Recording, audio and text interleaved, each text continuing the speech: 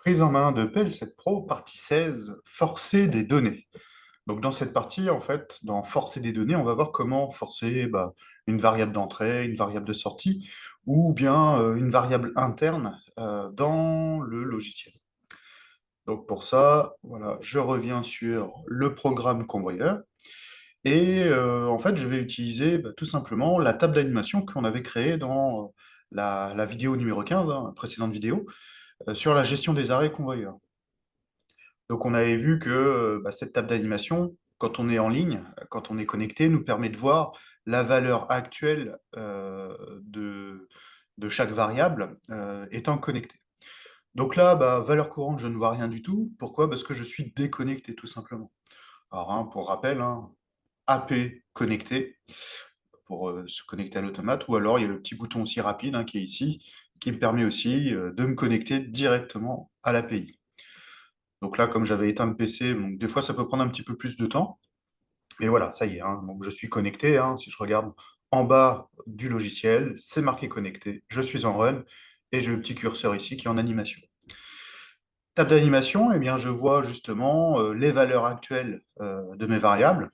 J'ai le compteur actuellement qui est à 5, je peux l'incrémenter, ou je peux le remettre à 0, donc là je vois bien les valeurs. Q2.0, donc avec symbole KM1, actuellement il a une valeur courante de 0. Et ben, cette valeur, je peux la forcer, tout simplement. Là, si je regarde dans le tableau à gauche, hein, j'ai un élément forçage qui me permet de forcer à 1 la variable, ou de forcer à 0 la variable. Donc, quelle que soit l'utilité, l'utilisation du symbole dans le programme, eh bien, c'est le forçage, en fait, qui va prendre la main. Donc, si je regarde au niveau du programme, je vais aller dans la section. KM1 était dans le programme convoyeur. Et si je regarde, donc là, KM1, actuellement, il est ici. Alors, je vais remettre la vue symbole. KM1 est ici, il n'est pas activé, bien que j'appuie sur le bouton BP1. Donc, normalement, j'ai toutes les conditions pour permettre l'activation de KM1. Sauf que là, il n'y a rien qui se passe. Qu'est-ce que je peux voir par contre sur KM1? Je vois un petit F qui est ici. Le petit F qui va correspondre en fait à un forçage. Alors, par contre, on ne dit pas s'il est forcé à 0 ou forcé à 1. Après, par logique, hein, si j'appuie sur BP1 et que rien ne se passe, c'est qu'il est forcé obligatoirement sur 0. Euh, je vais le déforcer. Alors, je vais le déforcer ou le forcer à 1. Donc, je force à 1, je retourne sur le logiciel, sur la ligne de programme, et là, toujours, hein, je vois que KM1 ici est bien actif. Par contre, chose bizarre, c'est que je ne vois plus le F ici sur KM1, sur la bobine. Bon, quelque part, c'est dommage comme c'est pas dommage, mais je vois surtout que son contact d'automaintien ici est bien forcé. Bon, si l'automaintien est forcé, par logique, hein, ma bobine KM1 va se trouver activée. Idem ici pour le contact normalement fermé de KM1, hein, j'ai le petit F qui me dit qu'il est bien forcé. Si j'appuie sur BP2, je coupe bien la ligne qui me permet l'automaintien de la bobine, sauf que rien ne se passe. KM1, lui, reste bien actif. Donc après, c'est quand on lit un programme, il faut être vigilant, de voir s'il n'y a pas des forçages sur des variables. Après, dans quel cas on va forcer une variable? Suite à une panne, hein, par exemple, hein, j'ai un bouton, j'ai une sortie qui est défectueuse, et pour réparer rapidement, pour dépanner provisoirement, hein, donc, sur une machine, provisoirement, on va peut-être forcer une entrée, forcer une variable. Donc c'est pour ça, quand on lit un programme, toujours être vigilant. Voilà, si vous voyez un petit F, c'est qu'il y a eu un forçage. Et je peux donc déforcer, donc ramener à le fonctionnement normal. Donc là, si je rappuie sur BP2, voilà, hein, je coupe bien ma ligne d'automaintien, ma bobine se trouve désactivée. J'appuie sur BP1, KM1 est actif, je relâche BP1, j'ai l'automaintien, donc là, tout fonctionne normalement. Donc, possibilité de forcer les sorties, possibilité aussi de forcer des entrées. Alors, une entrée, pareil, on peut la forcer à 0 comme on peut la forcer à l'état 1. Exemple, donc là, KM1 n'est pas appuyé. J'appuie sur BP1, bah, il ne se passe rien. Pourquoi? Parce que BP2 a été forcé. Donc en fait, je force l'activation de BP2. Donc en gros, je force l'ouverture du contact, si vous préférez. Idem ici, comme je le force, eh ben, je force la fermeture de ce contact, qui me force donc le reset de la bobine KM2. Donc voilà, un forçage sur des entrées ou des sorties. Une tempo, alors la tempo, je ne vais pas pouvoir la forcer, hein. Vous voyez, je n'ai pas accès ici à un forçage. Par contre, j'ai un accès sur modification. Attention parce que la variable tm0.v, donc la variable .v, eh bien, je ne vais pas forcément pouvoir modifier sa valeur en tant que telle. En fait, comme c'est une variable qui reçoit des données, donc c'est pas du binaire, hein, c'est pas du 0 ou du 1, ça va pouvoir être une valeur précise. Enfin, une valeur, tout simplement. Là, si je saisis 4, bon, bah, rien ne se passe. Parce que la tempo .v, donc le contact .v, n'accepte pas un changement de valeur. Euh, donc sur celle-ci, je ne vais pas pouvoir en fait saisir une donnée. Par contre, si je reviens euh, sur le programme, mince, hop, de la temporisation, j'ai par contre le contact tm.p qui est ici. Et c'est le contact tm.p en fait qui récupère le réglage, si je veux dire. C'est la présélection en fait. Donc dans ma table d'animation, eh bien, je vais pouvoir ajouter le contact pourcentage tm0.p. Là actuellement, il a un réglage de 4 parce que j'avais fait quelques tests avant de faire la vidéo. Si je lui mets 7 par exemple, donc 7 qui a été saisi ici, je valide en appuyant sur la touche Entrée, j'ai saisi la valeur de 7. Ensuite, bah, je lance la tempo, donc je fais une marche arrière, je vois que ça s'incrémente au niveau du timing, et arrivé à 7, voilà, donc ma tempo s'est donc exécutée. Qu'est-ce que je vois donc dans ma table dans mon programme? Eh ben, c'est la présélection ici qui a été changée. Donc en gros, la table d'animation va me permettre de forcer des données, forcer des variables, mais va me permettre aussi, pourquoi pas, d'aller changer une présélection sur une tempo ou un compteur. Donc là, c'est une façon de faire.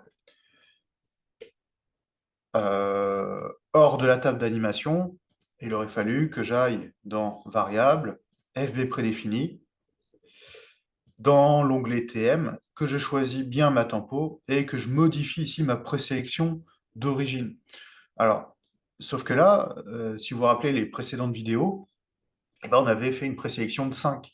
Donc ça, en fait, à l'origine, la TM0, tempo 1 qu'on avait créé, elle est pré-réglée à 5. Sauf que dans la table d'animation, eh ben, on a possibilité de changer cette valeur. Alors c'est là que ça peut paraître un peu confus. La table d'animation, du coup, va prendre la main sur le bloc temporisation, qui est ici, pour changer cette variable. Euh, donc faites attention en fait au niveau des réglages, au niveau des modifications des présélections. La table d'animation, c'est vraiment pratique pour aller faire du dépannage, pour aller chercher une variable, chercher une donnée. Par contre, si vous voulez vraiment changer les valeurs de variables, moi je vous conseille quand même, c'est d'aller directement dans la table des variables, table de variables des tempos, et d'aller changer directement ici la présélection. Si je veux qu'elle soit à 7, c'est là que je vais saisir 7. Donc c'est là que c'est le mieux quand même. Ça va paraître un peu moins confus. Ensuite, pour revenir sur la table d'animation, j'ai la variable C0.v. Donc ça, c'est la variable de compteur. Euh, donc cette variable de compteur, par contre, je vais pouvoir, elle, la charger directement.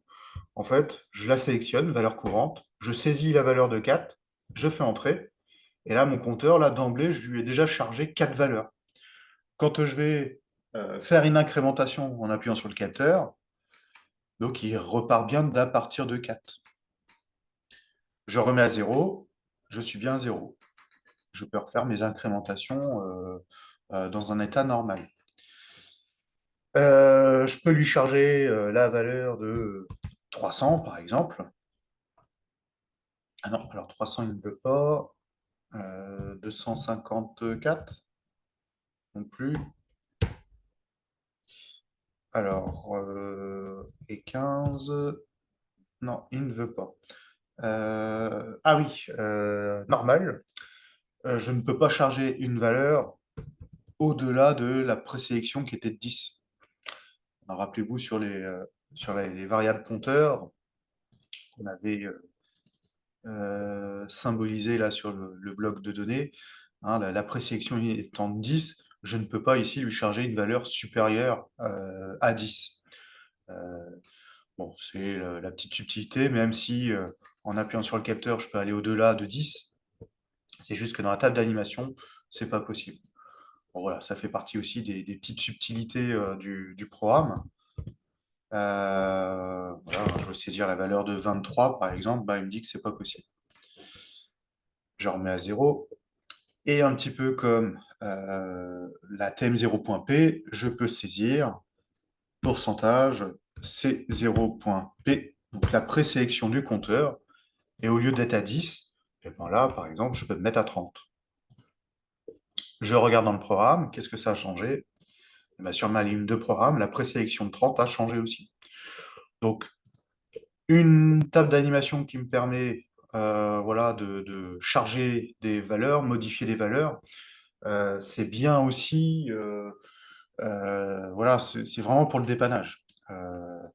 N'allez pas changer une variable de tempo ou de compteur via la table d'animation.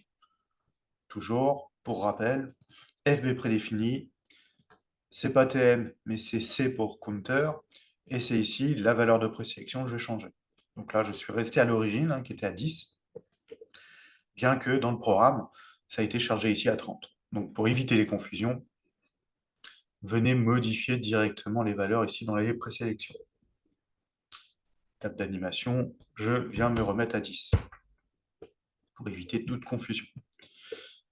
Voilà, donc ça c'était la partie forçage des données. On aura l'occasion de revenir dessus sur une prochaine vidéo pour forcer d'autres types de variables. Euh, alors pareil, je peux vous en parler aussi là. En fait, les variables là, qui sont affichées, les valeurs, bah, c'est les valeurs affichage décimal. On a possibilité aussi, c'est de les afficher en binaire, avoir les valeurs en binaire. Donc là, la valeur de 10 bah, correspond en fait à ce code binaire ici, hein, sous une base 2. Idem en hexadécimal, hein, la base de 10, hein, bah, ça correspond à A en hexadécimal, en base 16. En gros, pour chaque variable, je peux soit changer la valeur en décimale ou en binaire. Là, comme je suis sur des variables tout ou rien, d'emblée, hein, c'est soit 0, soit 1. Ce pas des variables qui vont charger une valeur précise. La tempo, le compteur, eux, par contre, j'ai possibilité d'avoir du binaire, d'avoir du décimal ou d'avoir de l'hexadécimal. Voilà pour cette partie de forçage des données.